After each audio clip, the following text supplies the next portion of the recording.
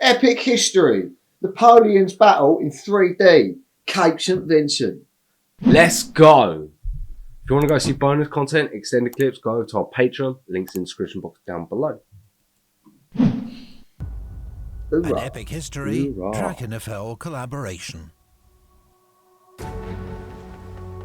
In 1792, the French Revolution sparked a European conflict that would last a generation. A struggle for mastery of Europe and the world. A contest fought on land and sea. In this war of shifting alliances, the most enduring rivalry was between France and Britain. Of course it was. Britain could not challenge France on land, but at sea, it was a different matter. Britain's Royal Navy was as dominant on the waves as Napoleon was to prove on land. And in an age when Britain had many skilled naval commanders, one stood out above the rest. Horatio Nelson. Yes, he did. Bold, inspiring, and brilliant. For the British, he'd become a national hero. These are the stories of his greatest battles.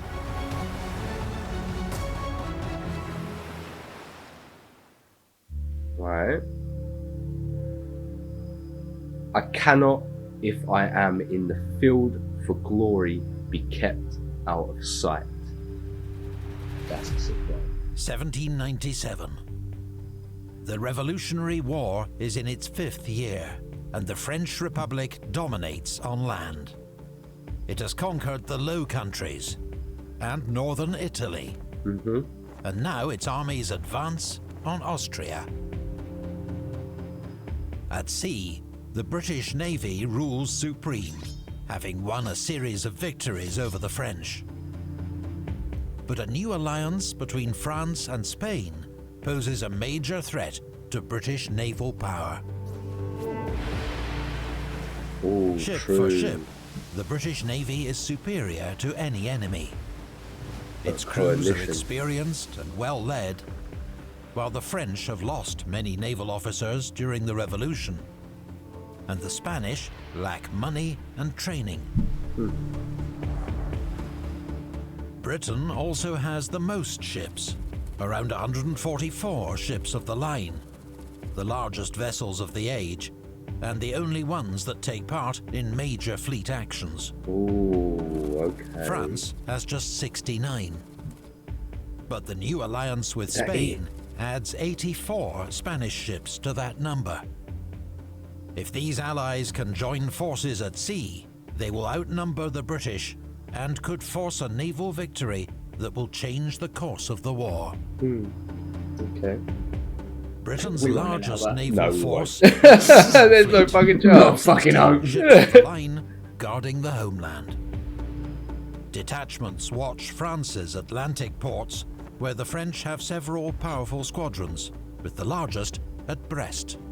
I'm just boxing those cunts in. Britain's Mediterranean fleet, 10 ships of the line, had been operating from bases in Corsica, Elba, and Naples. But now Spain's joined the war, the British are heavily outnumbered in the Med and decide to make a strategic withdrawal to Portugal. Here, the fleet is reinforced to 15 ships of the line, and its commander, Admiral Sir John Jarvis, is ordered to keep close watch on the Spanish. But not engaged, right? In February 1797, 5 Spanish merchant ships sail from Malaga on Spain's south coast, bound for Cadiz.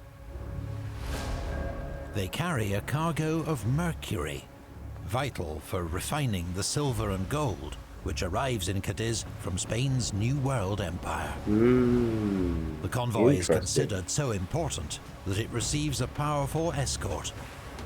The entire Spanish battle fleet, 27 ships of the line, and several frigates.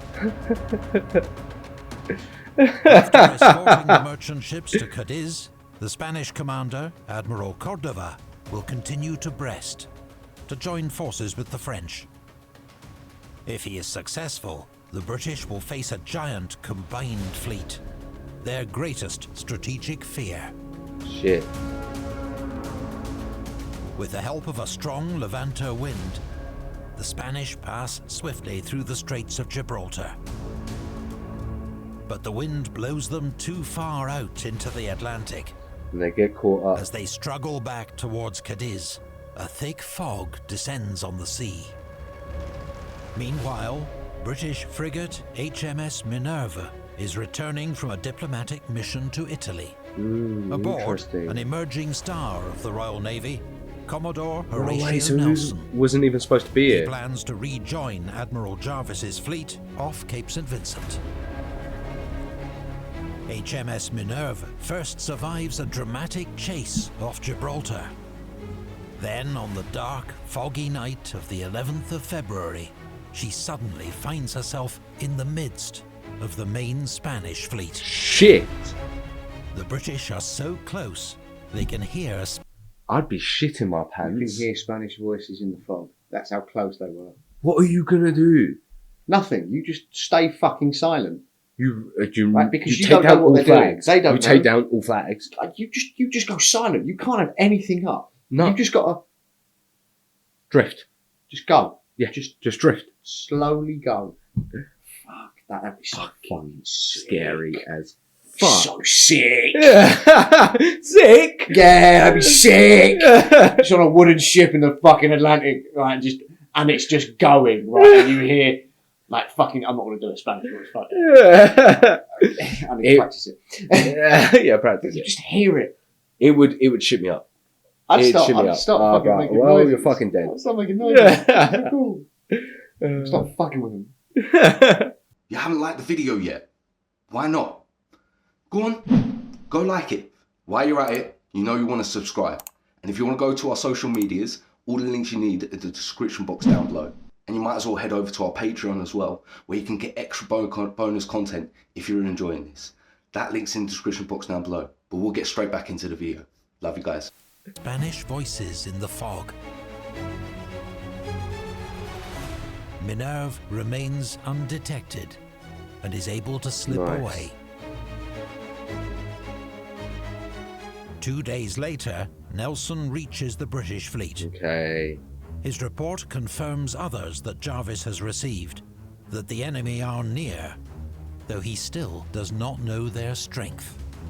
Jarvis orders his fleet to prepare for battle and set sail to intercept. 2 days it took him to get back. Yeah, apparently so. 2 days. A long time. A victory to England is very essential at this moment. Admiral Sir John Jervis, or Jarvis. Admiral Sir John Jarvis, commander of the Mediterranean Fleet, was from a prosperous middle-class background, Yeah, he fucking but looks ran it. away to join the Navy, aged 13. Now, aged 62, he has 40 years' experience at sea, much of it fighting the French and Spanish.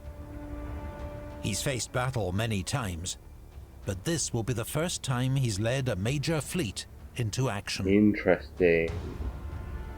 He's fortunate to have several outstanding captains under him, Nice. including Collingwood, Troubridge, Saumarez, We'll see. and Nelson, all of whom will have their own illustrious careers. Okay. Jarvis's flagship is HMS Victory, an aging but powerful 100-gun ship of the line. Yeah, she is. Fucking beautiful. The commander of the Spanish fleet is Admiral José de Córdoba y Ramos, a Spanish aristocrat, 65 years old. He's having a wank over He'd there. also gone to sea at 13, and also has a Not record getting of these long 3.5 service, ready, no? including several probably racking scientific it up. voyages Wow. to the New World. He's only just been appointed commander of the Spanish fleet on the basis of seniority rather than merit, and has no Interesting. fewer than 6 other admirals serving under Gonna him. come back. Cordova's flagship is the mighty Santissima Trinidad. Carrying 130 guns, she's the most heavily armed warship in the world. Whoa. Santissima Trinidad leads a powerful fleet of 27 Spanish ships of the line, although 3 of these will miss the battle. Interesting. 7 are classed as first-rate ships of the line, meaning they carry 100 guns or more. Jarvis has just 15 ships of the line, and only 2 of them are first-rates.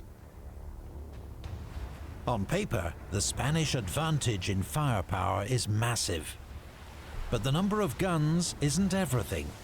The speed and efficiency with which they're handled can be decisive. Moreover, Cordova's crews are not at full strength, and many of his sailors are inexperienced. Both fleets are accompanied by several frigates and other small ships, which did not usually fight in fleet actions, but were used for scouting and messages. Are they going to be used in this fight though? That's the question.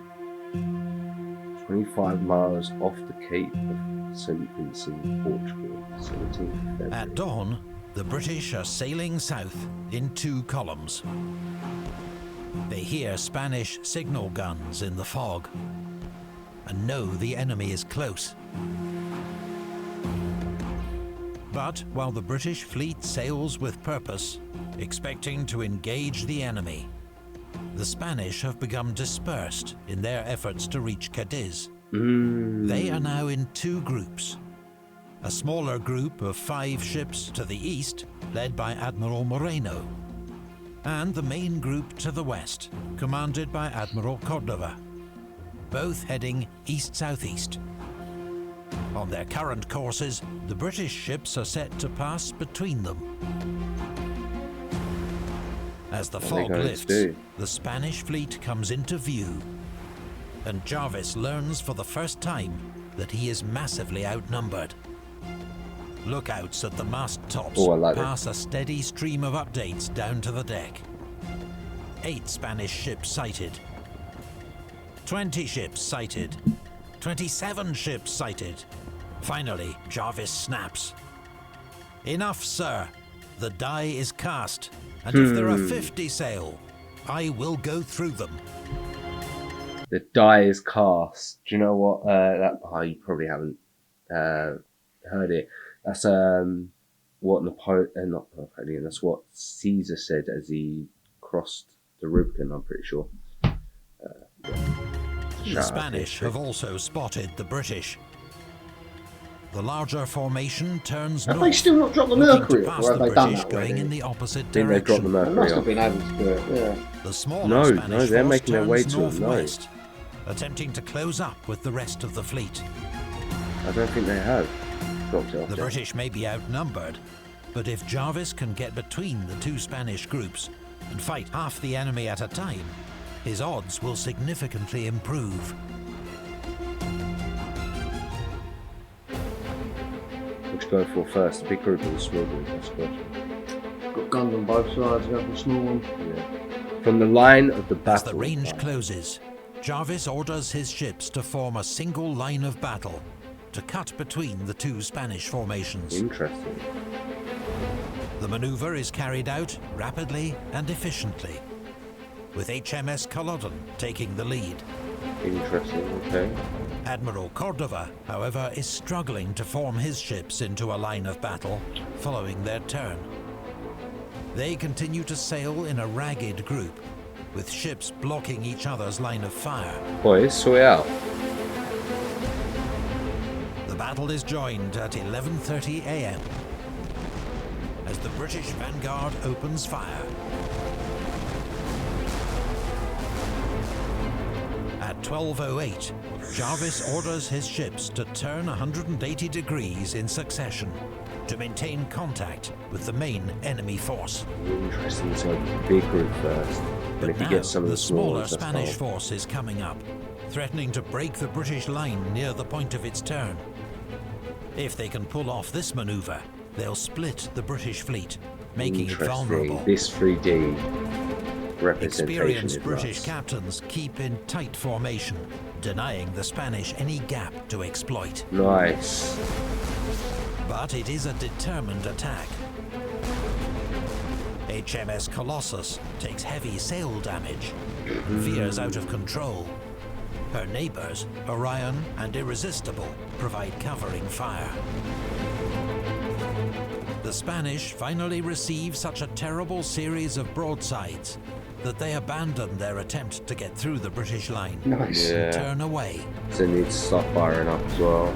For the British, every moment now counts. Admiral Cordova's force is getting away. He plans to slip around the British and rejoin with the rest of his fleet. Ooh, If okay. the British are to prevent him, someone will have to do something drastic.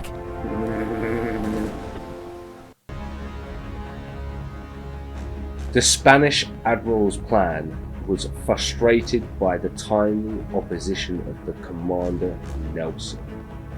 What's he going to do then? Let's find Commodore out. Nelson commands HMS Captain, a 74-gun ship, towards the rear of the British line. In this age, it was considered crucial to maintain the line of battle for the safe and effective maneuvering of the fleet. But Nelson sees that in their current formation, the Spanish will soon slip out of reach. Just after 1 p.m, he decides he must do something about it. Taking On his matters own into his own initiative, hand. disregarding Admiral Jarvis's clear instructions, Nelson gives the order to wear ship and heads alone straight towards the main Spanish formation. Bold. HMS Captain is about to take on half a dozen Spanish ships. Go on, boy. Come on, Nelson. Including Cordova's gigantic flagship, Santissima Trinidad. In these winds, it will take Nelson 45 minutes to close with the enemy. All the while, his ship is under heavy fire from the Spanish. Shit. It's neither fast nor accurate, but steadily, much of her rigging and yards are shot away. Wow. It looks like Nelson's gambit might fail. But help is on the way. When Jarvis, aboard Victory, sees Nelson break formation, he signals to other ships to turn in support. Okay. HMS Excellent, commanded by Captain Collingwood, is quickest to respond. Nice. HMS Culloden is also now close enough to engage the rear Spanish ships. Several of these have now suffered heavy damage. Salvador del Mundo is effectively disabled. Okay. San Isidro has been battered. As HMS Excellent moves up the line to support Nelson, she fires broadsides into them at close range. Both Spanish ships haul down their colors, the signal of surrender. Shit. HMS Excellent's bold advance causes San Nicolas to take evasive action, and she collides with San Jose. Nelson spots his He was chance. the other captain. His own ship is crippled, but has just enough way on her to ram San Nicolas and attempt to take her by boarding. Up and over! Leads the Let's boarding go. himself, climbing aboard San Nicolas through a smashed window in the captain's cabin. Nice. You bad After a boy! short, sharp fight and You bad boy. Going onto the ship for a broken window of the captain's cabin. close Fucking. range discharge of pistols, the crew of San Nicolas surrender. Fucking as easy They've as that, suffered more boys. than 200 casualties, about a third of their strength. Nelson's not finished. His men come under musket fire from San Jose, which is alongside San Nicolas. Okay. Gathering more men, Nelson launches a second boarding action from the deck of San Nicolas onto the San Jose. The Spanish crew, bewildered by the sudden onslaught, also surrender. This extraordinary feat of using one captured ship as a springboard to take another is soon dubbed Nelson's patent bridge for boarding first rates. Could have come up with a better name. Nelson's patent. He is presented with so many swords Nelson's by bounce. surrendering Spanish officers that he has to pass them to his coxswain to hold. Oh, the opposite. They're surrendering their swords. Cordova's flagship, the giant Santissima Trinidad, I bet there was some nice is now being I bet hammered as well. by 3 British ships. It's not going to last much longer, right? Her crew has suffered more than 300 What's casualties. your crew gone, though? Around 4 p.m, there are rumours she struck her colours. But it's difficult to tell amid the smoke, din and confusion. Shit. Before she can be secured, 2 undamaged Spanish ships arrive and help tow her to safety. Fair. The British ships are too battered to pursue the enemy, Yeah. who have begun to regroup and may yet pose a threat.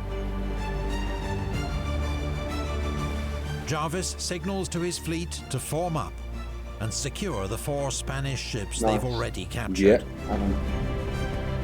As Cordova and his remaining fleet sail for Cadiz, the British begin to cheer. A remarkable victory. What a fucking scene, mate. What a fucking scene it would have been as well.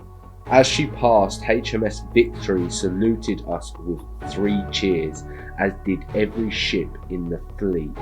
Commander Nelson. Against the odds, the Battle of Cape St. Vincent ended in a significant British victory. That it fucking did. 4 Spanish ships of the line were captured, including 2 first rates. Nice. Around 800 Spanish sailors were killed or wounded, and 3,000 taken prisoner. Okay. British losses were just 73 dead and 227 wounded. Ooh. Nelson's brilliant Big success meant his disregard for orders was overlooked. It It went down so Instead, well, we're just he going was to leave knighted. he got knighted Companion instead. of the Order of the Bath. We completely disobeyed orders, Admiral Sir John but it Jarvis went so fucking well that we're just going to sweep it under the rug. That's Well done. usually what happens in these types of But situations. it is, isn't it? Something extremely shit happens and someone goes, ah, and then fucking sorts If it out. goes and then- well, you get I mean, you praise could blow for up a it. cafe and bear shit, but we can sort that out. That's it. But if it goes wrong, then you get It's put on in your prison. fucking Yeah. Fuck you, government. This was made the Earl of St. Vincent and received a generous pension and other honours. Okay. In 1801, he was appointed First Lord of the Admiralty, the political head of the Royal Navy. Interesting. He lived to the age of 88 and is remembered as one of Britain's greatest admirals. Okay. Admiral Cordova, in contrast, was disgraced. Historians and his officers agree that he behaved with courage during the battle, but his ineffective maneuvers were blamed for defeat. Oh. He was dismissed from the Navy and forbidden to appear at the Spanish court. He died in 1815. That's so unfortunate. What a big The fucking Battle of Cape St. Vincent reaction. was no battle of annihilation, No. but it had major strategic consequences. Yes. Yes, it did. Yes, it really did. After their defeat, the demoralized Spanish fleet returned to Cadiz, Yeah. where it was blockaded by the British, meaning the threat of the Spanish and French navies joining forces had been neutralized. And so the next year, 1798, a British squadron You all right? We commanded just by been there. Rear Admiral Nelson returned to the Mediterranean. He was soon in pursuit of a French fleet, carrying General Bonaparte's army to Egypt. In the age of Nelson, a young Englishman wondering how to make a positive difference in the world had an easy answer. Join the Royal Navy, smash the French. I believe Those were simpler times. we are getting on to Today, many a advertisement. If you haven't already, head over to Epic History's channel, and also they who did they partner with, Jack? It was The historical. French Revolution sparked a Lee European of something. Europe. and the water. Historical photography. The French Revolution sparked a Right, European. it was like, in there we go. 1792. So, go over to Epic History Channel. Historical photographer. That's what I meant. See, I was right. I did. Oh, Remember okay. Yeah. He is. But Draco. So go to this channel here. if it is a channel, if not, go check it out. Go check it out, indeed. If you want to go see bonus content from us, go over to our Patreon. That link's in the description box down below. And of course, like, comment, subscribe, hit that notification bell, and we will catch you in the next video. Don't fall for women. They hurt you.